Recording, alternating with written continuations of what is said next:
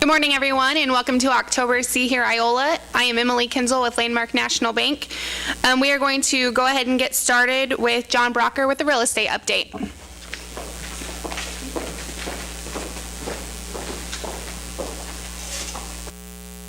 Good morning, everybody. We'll just get started right away with this. You'll notice he'll get the slide up there in a minute, next one. Yeah.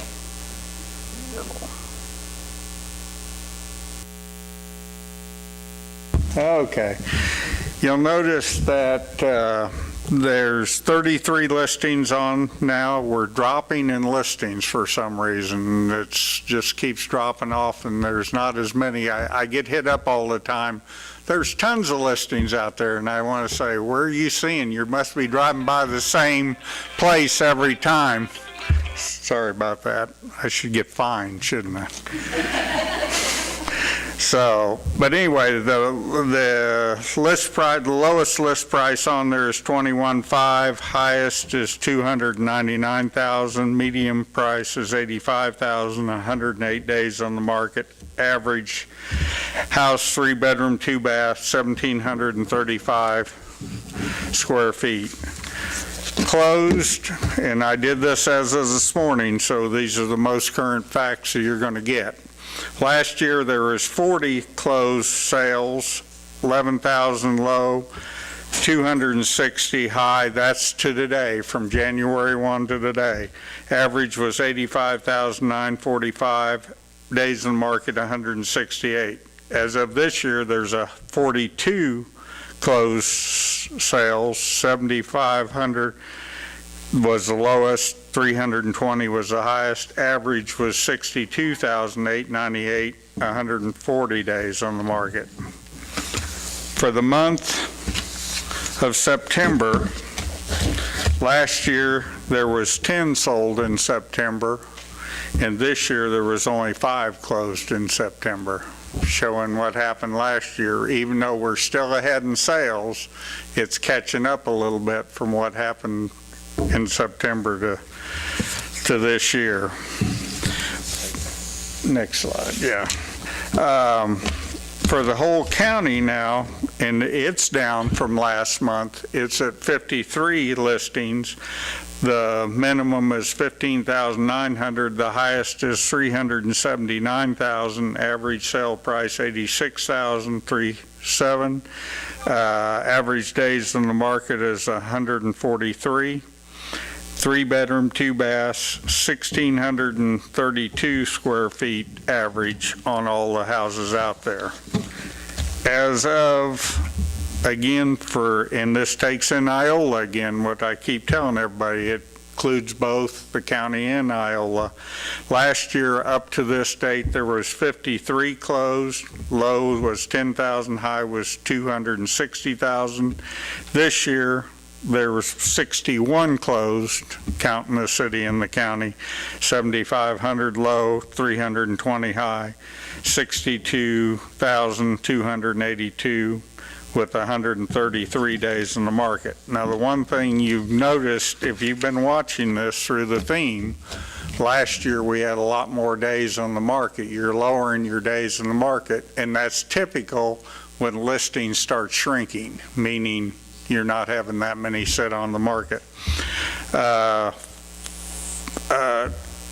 Again, this should be, and I've typed in October, but really this should be September, or through September's records, not October. Last year there was 11 sold, which that means there was 1 in the county, the rest were in the city.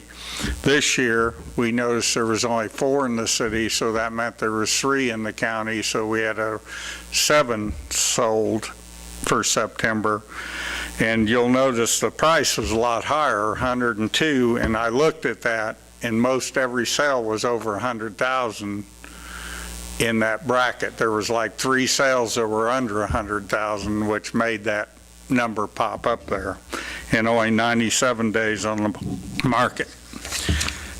The last stat, like you see, is for September, the state of Kansas rose 2% in sales over the whole state of Kansas. They were up 2% from last year to this year on sales.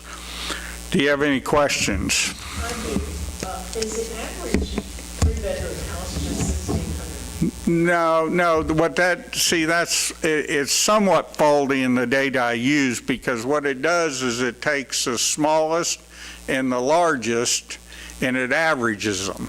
So when you're sitting there saying 1,600, that's an average from the smallest house on the market to the largest house on the market and everything in between, and then you're dividing it by that number, and that's giving you that 1,600 or 1,700 number is an average of everything. Well, there is an average, but are there three-bedroom houses that are just 1,600? Oh yeah, you've got some out there. In fact, we just closed one today that was right in that ballpark. That was, actually, it had 3 baths. So But is that the most popular size, or because? I think it's getting to be more popular size. You're seeing a trend, and we're seeing it, and I'm going to national meetings next week. In fact, I'll probably have some better information from you from national when I come back and do November's. But we're seeing throughout the United States, houses are starting to shrink. It was on an increase where everybody had to have bigger and better, and they wanted more square footage, they wanted more bedrooms, they wanted more of this, more of that. You're now starting to see the trend drop back down a little bit, that they're settling for smaller houses. And I think part of that, and I shouldn't say this, but in my observation of what goes on, being as active as I am in politics in the state of Kansas and other things, you're seeing with what's happening in these small communities and around, that the only way they're paying the bills for schools and other things is through property tax. And people are starting to realize that, and you're seeing that, hey, I don't want to pay those higher property tax for those bigger houses and stuff. And they're taking that into consideration when they're purchasing houses. They look at it. I know I've been helping my son in Kansas City look for houses, and definitely they look at that property tax and what it's going to cost them monthly after that. And I think you're seeing smaller stuff starting to be built now in smaller houses because of that factor. Any other questions you might have? Don't you think that people also are building smaller because they don't want to leave their...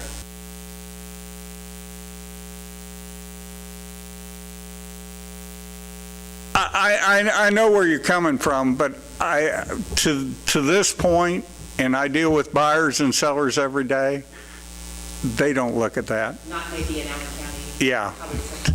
They just don't look at that. I mean, you know, it's more facade and stuff like that they're looking at. They're not worried about how much emissions or how much they are worried about what their electric bills are and that, but it's not because of an ecological reasoning for them looking at that, which we should be looking at. I'm not trying to tell you not to look at that, but that's not the impulse that buyers buy and sellers sell from. They're looking at what they're getting for the dollars that they're spending out there right now. Okay. Thank you very much. Hey, John.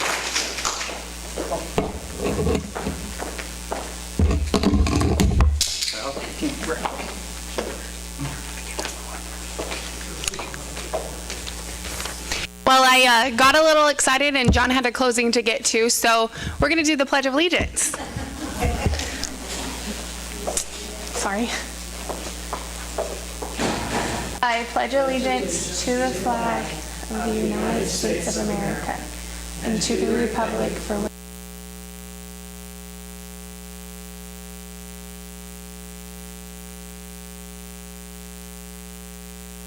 next up, we're going to have Sid Fleming from the city of Iola. Good morning. I kind of wanted just to highlight a couple things that have gone on in the community. You know, with the ribbon cutting for the Eastgate Lofts a couple weeks ago and the groundbreaking for the G&W grocery store. These are exciting times in Iola, and I just wanted to express a big thank you to Thrive, Allen County, Iola Industries, and all the community partners that have generated this revitalization, particularly in the old hospital site. I also want to extend a warm welcome to G&W as they add their contribution to this revitalization in our community, a new grocery store, so that's pretty cool. The other things I want to talk about are there are kind of some things going on with primarily through the police department. Boo Bash will be Saturday, the 29th from 5 to 8. That's a time to come, and there's a lot of activities. The Kiwanis Club helps with that as well. Veterans Day Parade is November 5th. My understanding, the ceremony there'll be a ceremony at the memorial wall at 11 a.m. and then the parade at 12. And then the police department is also working on Project Care, where they get about 60 kids from the Adopt a Child program and help bring them Christmas. So that's just a quick highlight from some of the city things going on. Of course, we got rec programming and everything else, but check us out if on our website or on Channel 6. So.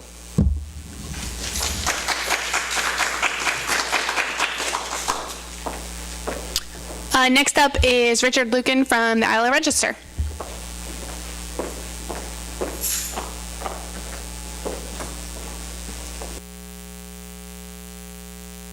Crashed. Oh, that's fine. We can make do, will you, Chad? Thanks.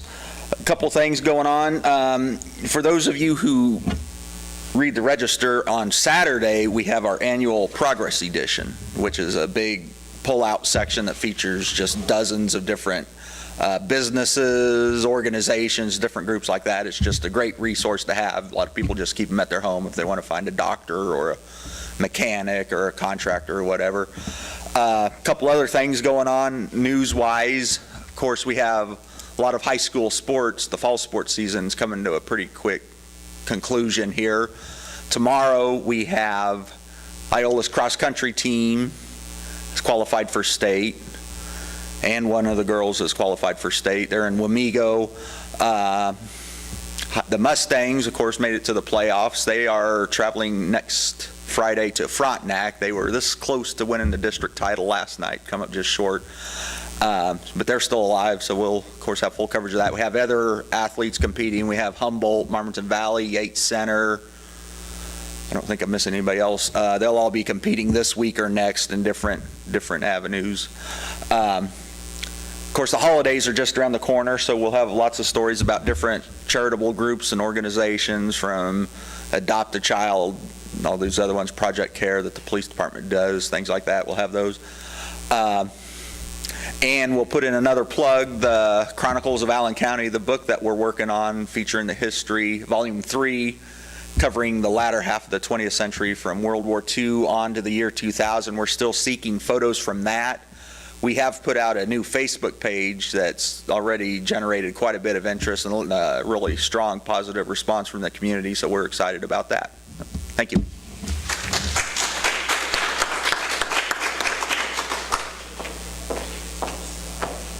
Next, I'd like to welcome Nancy Ford with Allen Community College.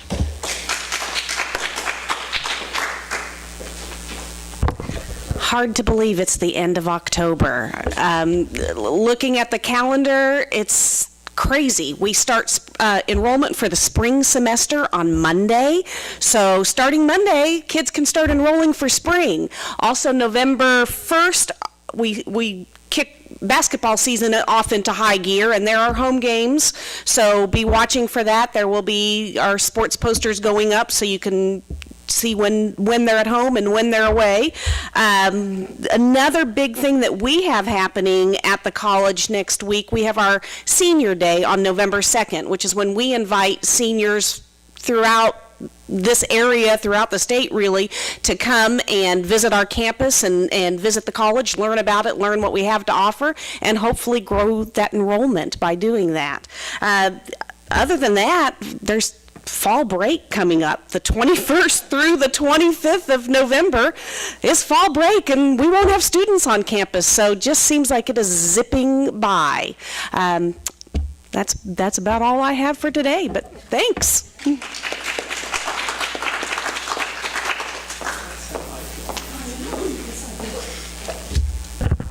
Our commercial today is brought to you by Sheila Lampy with the Iola Reading Festival.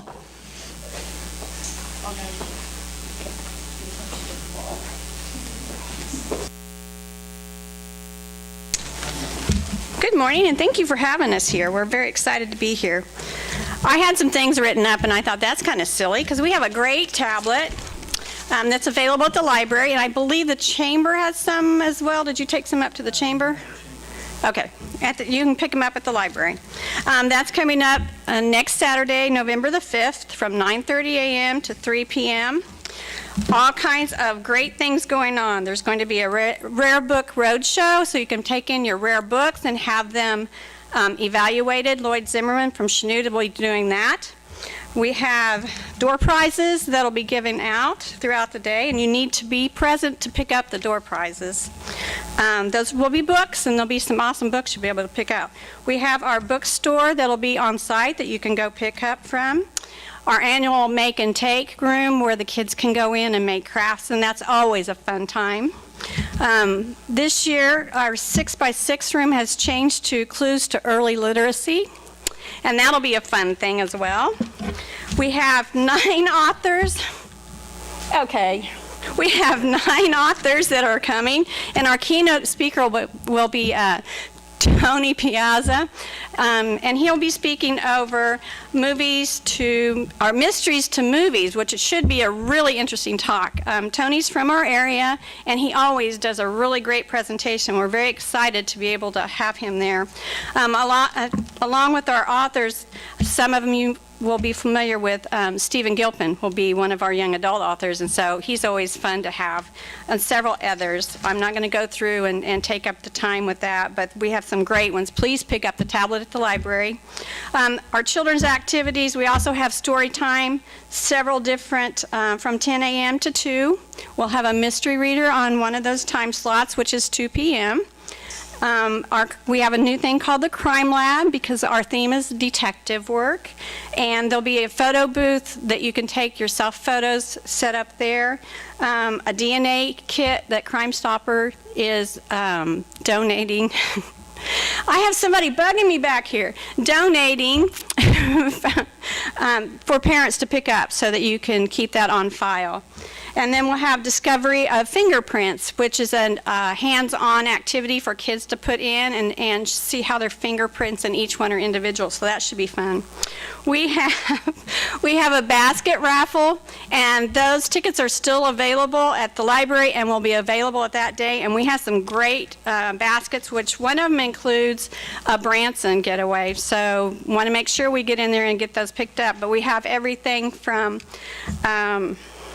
I'm going to look at a coffee and tea basket, a movie night, a baking basket, a sleuth box. So we have some really great baskets. This program is not only for the youth, though, it's for the adults. And we have some great authors coming in. I want to make sure that we have the adults included. Am I forgetting something? Oh, yeah, I am. We will also have Chase and Marshall from Paw Patrol there to take pictures for the kiddos, and this is all free. As you see, I have Marshall with me today. He's kind of a pest. Okay. And Marshall's photos will be 10:30, 12:45, and 2:30.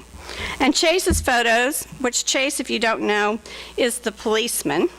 And his photos will be 11:15, 1:30, and 2:30. Please bring your kiddos out. This is such a great program, and we want to make sure that everybody takes advantage of it. And I'd be lax if I didn't thank our sponsors, which is the Helen Gates Whitehead Trust, Cox Communications, the Iola Convention and Tourism Committee, Friends of the Public Library, Sonic Equipment, and of course the college for allowing us to be there, and all of our great committee members. So thank you. Yes. Oh, I have to tell her that little darling is? I'd make her take her head out, but she won't let me. This is my granddaughter, Gabriella. poor kid, I volunteer for all kinds of stuff. She's great about it. And the drama kids, by the way, will be helping with this, so we really appreciate Regina putting that together for us as well. So now I'm going to lead Marshall off. Marshall can't see here.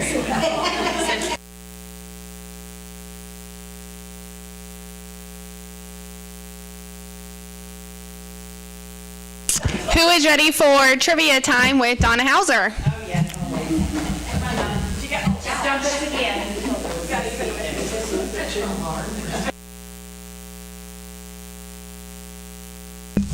All right, I insisted she showed Gabby because Gabby's involved in everything. Okay, Richard told some of this last night. I was at the game and I'm a little hoarse today. Who did Iola play? Gerard, good. I did these just for you, Sid, because he says I make this too hard. So I've got these really easy. If you even have breathed in Iola, Kansas, you should know these. What was the event before the game? You had to be there to know this one. What? Senior night, the parent night, they had, it was really neat. They had the football players first, of course, because they had to get ready. My thought was Ray would be saying, if he were still coaching, oh my gosh, the kids will have their mind on this and not on football. And they had the football team first, and then they had the cross country, whom Richard had said they're going to the state, and the one girl is going to state, which is big, and then Brandon, I'm blank, the cops kid, who? Brandon Plumley, the kicker. Brendan Plumley.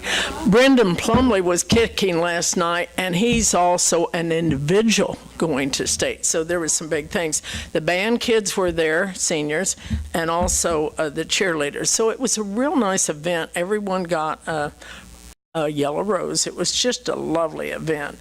Okay, now everyone should know this one too. What show was on at the Bolus last Saturday? Acrobats. I know he knew because I saw him there. Okay, and Richard told you this one. Where was the open house that ACHS had last Saturday? No, he didn't tell you this one. He told you another. At the old theater, yes. What big event happened on the old hospital grounds last Wednesday? He did tell you this. Groundbreaking. It was really packed, wasn't it? Nice group there. How many days do we have left to vote?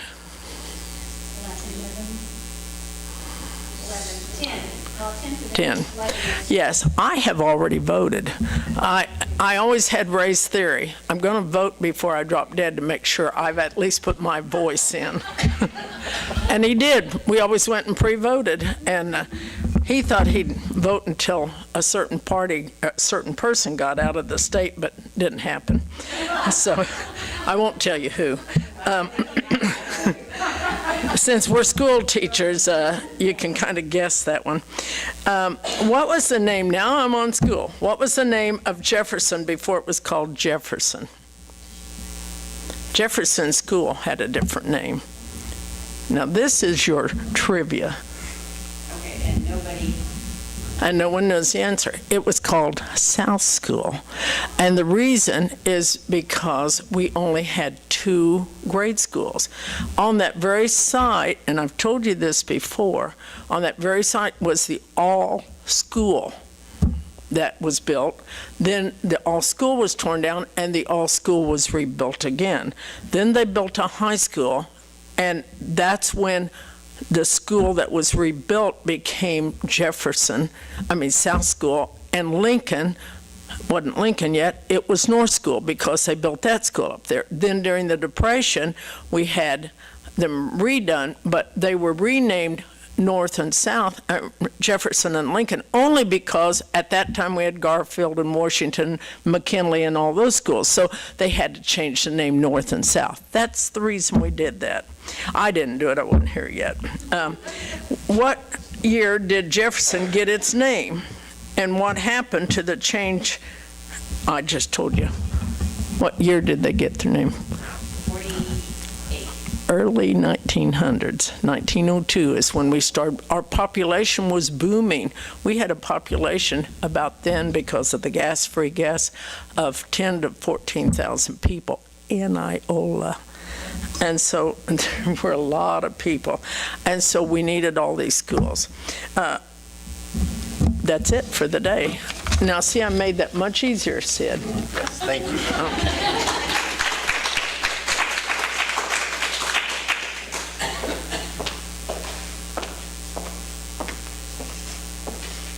Next, I'd like to welcome Carol Sager with Iola Area Chamber of Commerce.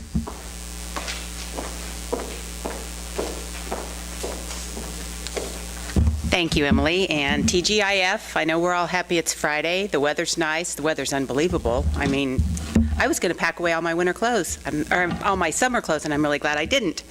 Okay, as Sid said, I want to also say how proud I am that we, as Iolans, are going to be able to shop at our very own G&W grocery store. I know, living in Chanute, the number of years I did, I shopped at the G&W down there, and I know how nice and how accommodating the people that run that store, and I know they get that from, high up, because if you are told how to treat your customers and you do so, you're going to be successful, and they are, and I think everybody in Iola is going to love them. I know, personally, the young man who's going to be the manager, friends with his mom, everybody is just going to be ecstatic, including me. I want to make sure that everyone's aware that we are having a trunk or treat. There are several trunk or treats. There is the Boo Bash on Saturday. On Sunday, the Christian church is going to do their trunk or treat. I'll have to look at their times, I think. And if you need to know, you can call the chamber. I have their flyer there. I think it's from 5 to 8.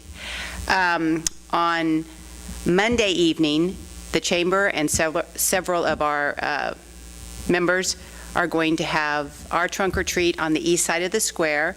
We're going to have hot dogs and water. We're going to have a healthy snack, which the kids will probably put in their bag and their moms will have for them later, because I'm sure that they don't want a healthy snack. And then we'll have, I think at this time we have 13 or 14 people who are going to come and open their trunks and give away to the little ghosts and goblins. So we're excited about that. So from 5 to 6:30 on the east side of the Iola Square, come and bring your children, grandchildren, nieces and nephews, whoever. We are having a hospital leadership breakfast, which is open to chamber members and their guests, which will be 7 a.m. to 8 on Thursday, November 3rd. If you're a chamber member, you'd like to be, please let me know. And if you have any questions, call the chamber and I'll get you set up so you can be there. I just was this morning in contact with a young gentleman from Topeka who is going to bring the Veterans Affairs van to Iola on November 14th. They'll be there from about 1 to 4, and we're going to have it Right out here. Well, actually, I talked to Jerry Skidmore. Okay. Yeah. Corey said he thought it would be better viewed out at State and Lincoln. So the old Country Mart parking lot. So if you know anyone who's a veteran who needs any assistance at all, they'll be there to give assistance. And Jerry made me talk to them and tell them that they were to be absolutely on their best behavior, because he didn't want to hear one word about any veteran being treated poorly. So I relayed that message to this gentleman that it came from Jerry. So anyway, we are going to have cancer screenings.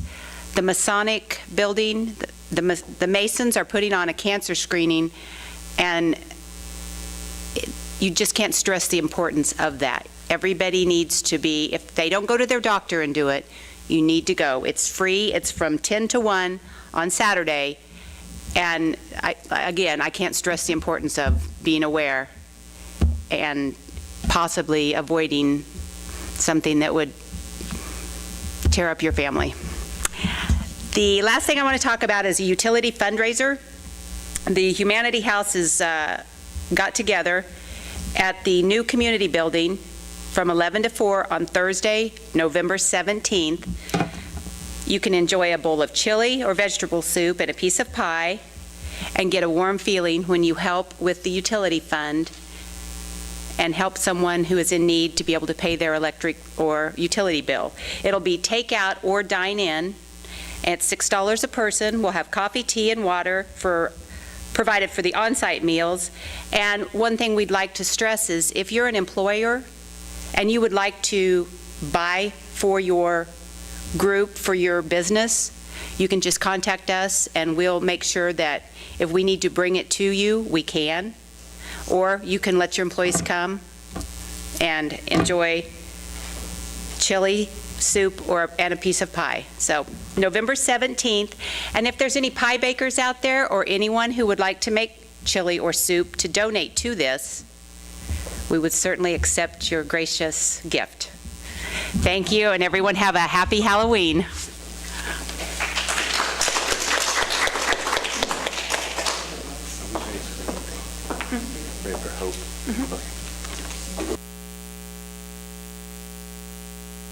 Our guest speaker today from Hope Unlimited is Donita Garner.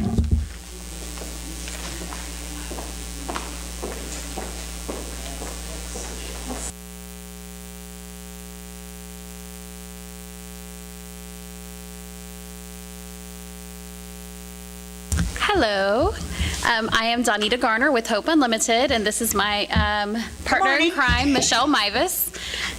We are, with Hope Unlimited, we are the local domestic violence and sexual assault provider for this area. We also do many other services that we'll present about. We have been in existence for over 30 years now, which is quite the accomplishment. We've been providing services for 30 years, and we have expanded in that time.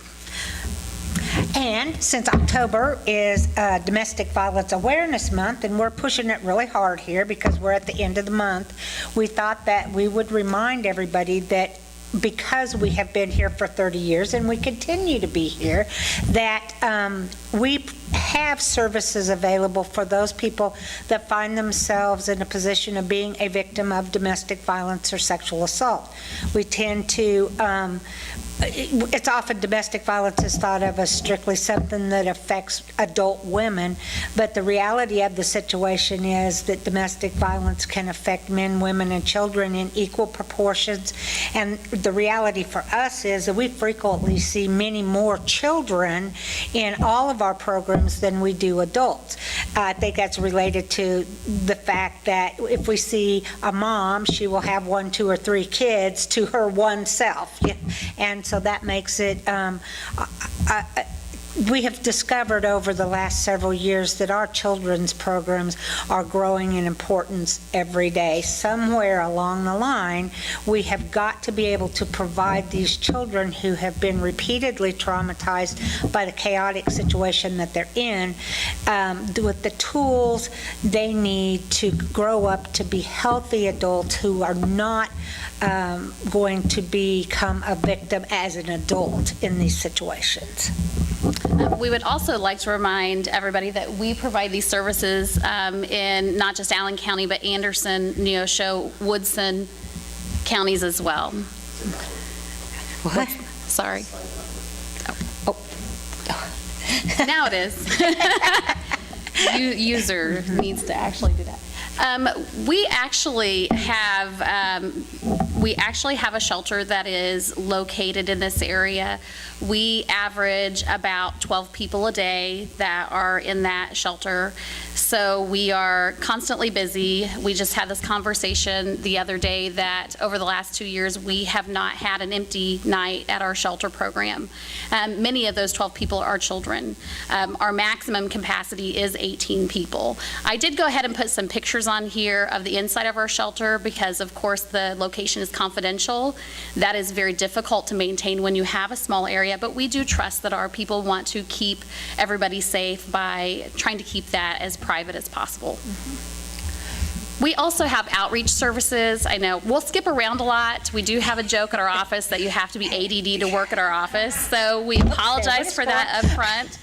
And Michelle and I kind of skip around a little bit. So we do have outreach workers that actually provide those services for those people who do not come into shelter, because we recognize that sometimes people have other resources. They might have a family member they can stay with.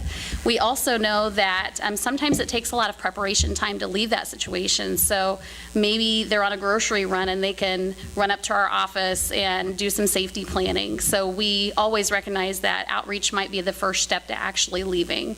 So we do have 2 outreach workers. We have 1 sexual assault advocate that provides sexual assault services to all of the hospitals that has a SANE program, which is a sexual assault nurse examiner program. So we do meet that person at the hospital and then provide continuous services even as far as the court proceedings that might follow that. We also have our children's, we should probably actually tell people what we do. Michelle is the children's program person. My official title is Children's Services Coordinator. So. And I am the Child Advocacy Center Coordinator. But I did run the shelter for 10 years. So I actually have a pretty good oversight of what we do. Michelle and I have worked together for 17 years, and I've been here for 20. So we kind of have a scope. We understand how big we have gotten in the last 20 years, and then how far we've come in 30 years. But if you don't typically need our services, you don't know about our services, or if you haven't had to tell somebody about our services, you may not know about our services. So we probably should have done that first. So through our outreach services, we actually provide help in court, help with safety planning, help with financial planning. A lot of people don't have an idea of how to maybe make that fiscal plan to leave, so we help with that. We also help with protection from abuse orders, and so those are all things that we provide and more, and medical advocacy that we provide through our outreach services. We also provide support groups as well. And I'm sure I'm missing something, so if anybody has any questions later, we'll come back to that. Our children's services include our Child Advocacy Center, where we interview children who have been physically and sexually abused. The idea is that they don't have to come in and talk to law enforcement, and then they have to go to a separate interview with DCF, or they don't have to go to a separate interview with the prosecutor. That we can do that all in one place, that is a child-friendly area, so they only have to tell their story one time, because we recognize how traumatizing that can be and how much bravery it takes to disclose that situation. So we do have, and we also have our Child Visitation Center, where if there is a conflict in the family, that they can visit the other parent in a safe situation and still maintain that parental relationship. And like I said, I do have some pictures. Did you want to add something? We are the dog and pony show. Yes, we are. Do this a lot. And I was formerly the coordinator of the Visitation Center, so it is a program that is near and dear to my heart. It has, the funding for visitation services has decreased considerably over the last 5 years, while we have seen an increase in the need for this service. And it is very important to those children that they be able to see their out-of-the-home parent and be able to, because of being able to see them and visit with them and maintain that relationship, they can reassure themselves that that parent's like, okay. And so we have seen our number, we have always provided more supervised visits than we have monitored exchanges, but that plane is beginning to kind of level out. I think people are discovering that McDonald's parking lot is probably not the best option for exchanges at when it's time for parenting time. That is a primary time for any kind of conflict to become exaggerated and to get out of hand very quickly. And if they do the exchanges at the visitation center, those parents are not in contact with each other, and it's a much more comfortable situation and reduces the opportunity for a fight by almost 100%. So, we would highly encourage anybody who has struggles with their exchanging their children with their ex-significant other, give us a call. We'll visit with you and see if it would be a good fit for you. We also like to tell people, to encourage them, that we don't charge per visit and we don't charge per exchange. We actually charge a one-time fee. So we try to make sure that cost is not going to be a barrier to children seeing their parents. Exactly. In 2015, this just kind of gives you an overview that 46 families were provided 276 supervised visits and 24 monitored exchanges, and that is on a part-time staff member.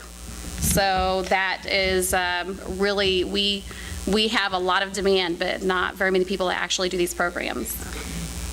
There's our visitation center with lots of toys and an area for parents and children to interact and enjoy their time together. Oh, this is also the place where, when we have a interview with a child who has been abused, this is also the room where they come in and can decompress, they can enjoy themselves without thinking about it before, and then we have an opportunity to talk to the parent in that very child-friendly space. This is just what I was talking about before, the Child Advocacy Center model. The idea is to reduce the amount of times they have to tell their story.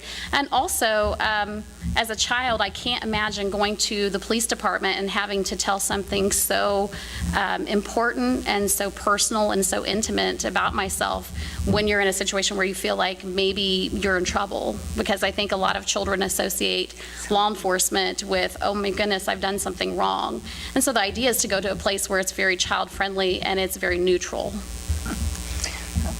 These are just stats about our Child Advocacy Center. We provided services to 48 children and forensic interviews. We also provided services to 64 parents and or non-offending caregivers. That was in 2015. Just in and 2015. We're on track for the same type of numbers in this 2016. This is our interview room. I like to throw pictures out there. They're so much more exciting than just seeing the letters on the board here. But this is where we actually come in and interview the kiddos. We do have a smart board, and most kids know what they are, and it's a very comfortable situation. They immediately run up to it and want to help draw, and we go through the process of helping them disclose that information they need to tell us. This is our observation room where our law enforcement and or DCF worker is actually sitting, and so it gives them an opportunity to watch it on our monitors to ask questions during the interview process. Still, we have lots of people in there sometimes. Our shelter program, that is really where we started, was our shelter program. It was a grassroots effort in the last 30 years. And we do everything that we talked about before: safety planning, goal planning, lots of referrals and support groups. In 2015, we housed 79 men, women, and children. But we had an increased number of bed nights, so people had to stay for longer periods of time. And so that 1,168 is how many bed nights we actually accumulated over that period, and we're actually on track to almost double that this year. And a bed night is actually, that is the statistic for each night that one person spends in our shelter. And so you add all the, If you say you're doubling that, does that mean there's more of the actual?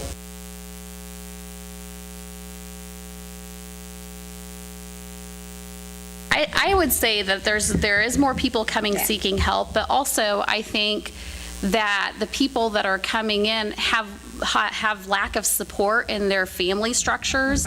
And so some of those people that might have went to mom and dad's house or something like that, they don't have that. We are seeing a lot of folks that come in that maybe aged out of the foster care system and maybe didn't have any of those skills to maybe obtain a job, things like that, and they maybe are in a domestic violence situation when they're 21, 22, but maybe don't have those skills to really springboard themselves, you know. Why aren't they given those skills? The foster care is supposed to be. Well, this is usually a couple years after they have aged out of the system, and ideally, I think that is supposed to happen. Since it's not our expertise, I don't really know, but it's something that we are finding pretty frequently. They don't have a family support system because they have aged out of the foster care system. And that's probably maybe 10% of the people that we see, but that doesn't mean they're staying longer because they don't have anybody that's able to assist them. We are their sole support network. And, I think also part of the problem, and you can read these statistics, I think, that frequently those children who are in the foster care system over a long period of time are moved frequently. It makes it very difficult for them to integrate, though there's efforts being made to teach them the skills that they need, but it's never consistent if they're being moved frequently from home to home. Also, a lot of times they've experienced so much trauma, taking in that information and being able to apply it, that can be difficult in and of itself. I've been here long enough that I'm now seeing some second generation family members, and I see them in different capacities. Some that are coming to me saying, I've graduated from college, I'm so happy to see you, and giving me a hug. And then you're seeing some people coming in saying, I'm in a bad relationship, I know you personally, can you help me? And so you're seeing both sides, but it's kind of crazy when you're seeing that second generation. And this is our shelter. I did go ahead and throw pictures of our shelter in.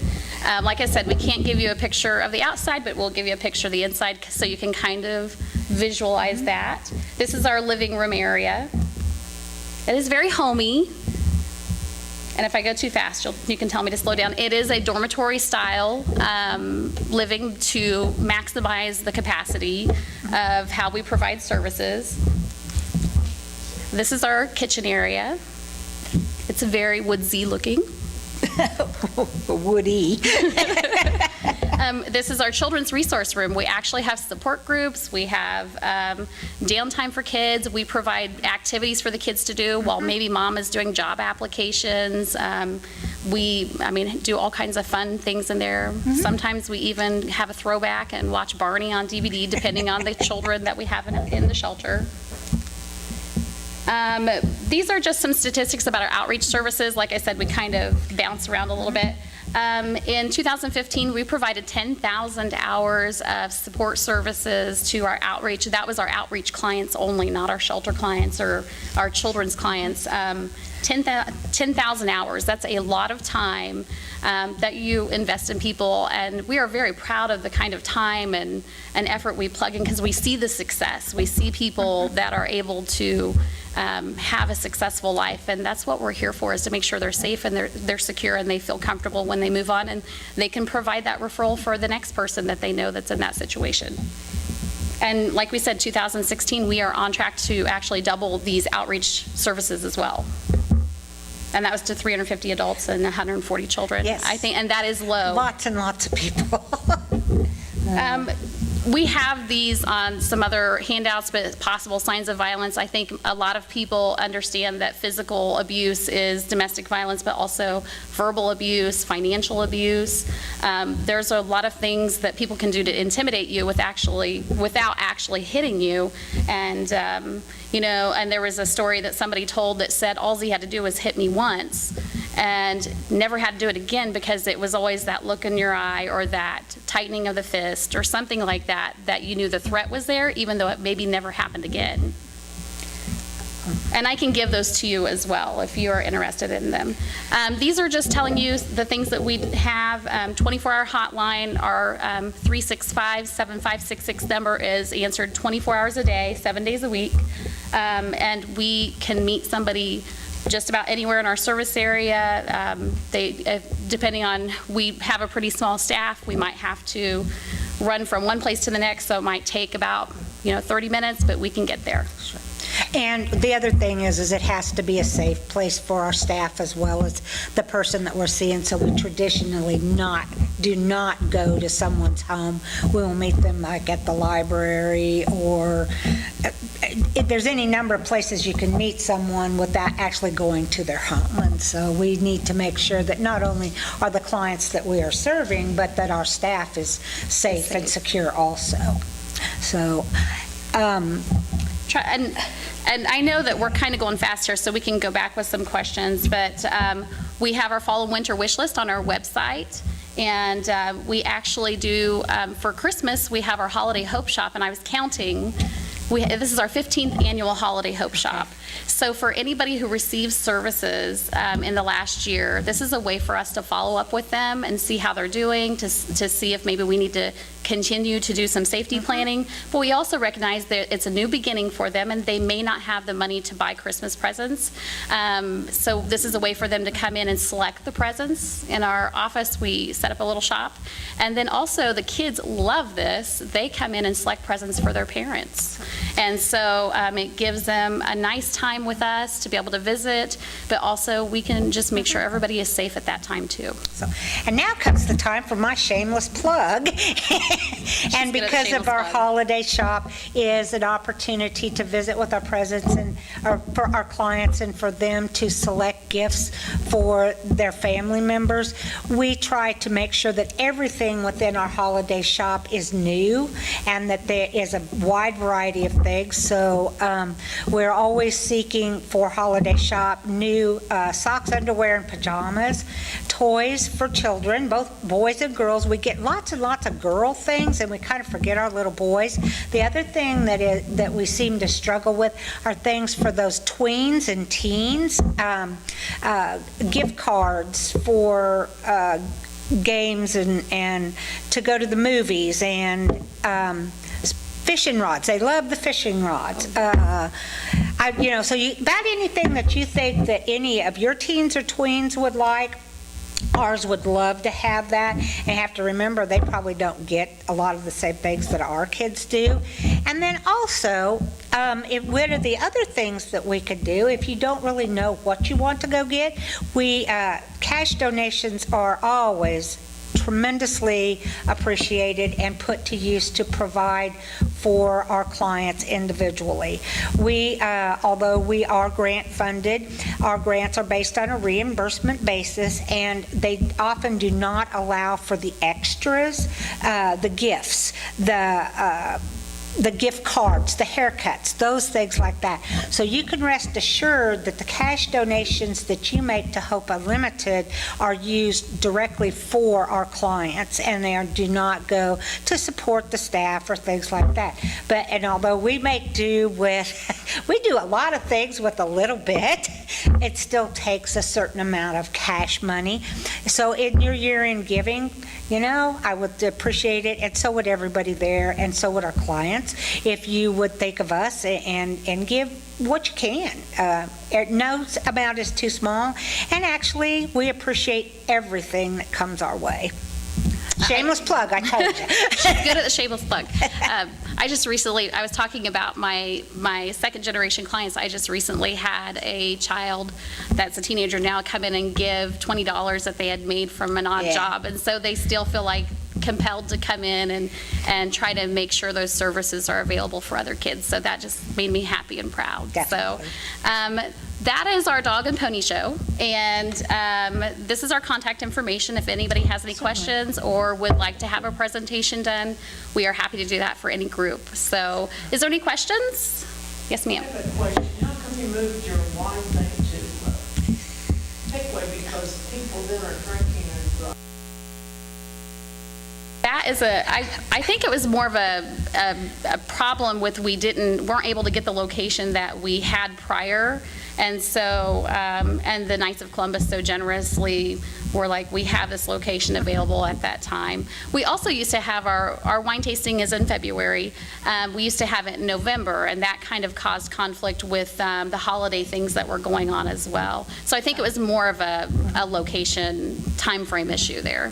We would also like to, I caution people, because we've discussed it a lot, is that a wine tasting is just that. It is a tasting, and although they are drinking, there are a variety of heavy hors d'oeuvres and desserts that are available. Lots of good desserts. And we do monitor the amount of alcohol pretty closely that any person is taking in at any given time, and wouldn't be too ashamed to go take their keys away from them if we thought that was necessary. So I don't drink, but I've been to 20. yes. So I just wondered, because I wasn't afraid of highway driving. Or any driving. Right. Sure. People who have been drinking. Absolutely. And that was absolutely a concern, but based on the whole premise of what a wine tasting is, the variety of food that was there, and after a lot of conversation and talking to other people and that have done the same thing, it was kind of determined that as long as we monitored carefully, it would be just fine. So is the crowd as big? Yeah, Yes. it was really, yeah, it's really grown. And it's really nice because it is, we have a lot of Woodson County folks that come over as well, and and the Knights of Columbus are so wonderful and generous, and really come over and help us move things around, and that it's just been a real pleasure. Oh, I think it was the American Legion wasn't doing any of the, because we used to do it at the Legion. I have a comment. Sure. The retired school teachers, every time we have leftover Yes. food, we bring them, and I think people don't.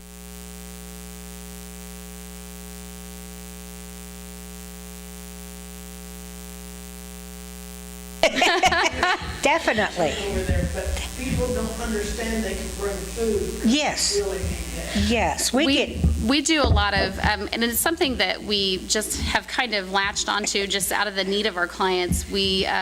When the food pantry isn't open, a lot of times what we have we'll give. I mean, it may not be a great amount, but we'll give it away. And then we also are always providing food for the people that are in our shelter program. So we accept food gratefully, and we know that it is put to really good use. But a lot of times when people can't get to the food pantry during those hours, they might come in and we might be able to provide a day of food or a couple days of food and try to tide them over. So All you have to do is call. absolutely. You guys will make sure that, I know, because we've done it. that you get absolutely. something. It's sometimes not a huge variety, but you won't be hungry that night. Absolutely. So, I want the people to know that they can give. yes, Absolutely. definitely, anytime. And we have got, just like the retired teachers, there are several organizations and the churches, their congregations, if they have a funeral dinner, frequently bring stuff. And it's really, our shelter clients appreciate those things so much because it's different than the stuff that they typically get. And so they appreciate those things a lot. And, Absolutely. and we appreciate our community. This community is so supportive of Hope Unlimited, of the staff as individuals, and just of everything that we like and that we stand for, and it's a pleasure to be here. Now, if we could just kind of reduce the need, I wouldn't mind being, retired, That would be because really nice. nobody needed anything. Unfortunately, I don't see that happening anytime real soon. So, Any other questions? Very grateful that you're in our community, and we're so happy that you made it. well, thank you. We appreciate it. that. So, That's all we got. thank you. Thank you.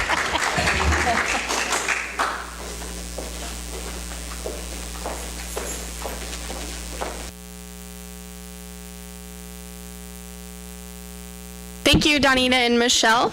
I just want to close with a little poem I found. Since this is a time for goblins and bats, Halloween spirits, ghosts and cats, weird happenings and witches brew, these are the things I wish for you. May the only spirit you chance to meet be the spirit of love and warm friends sweet.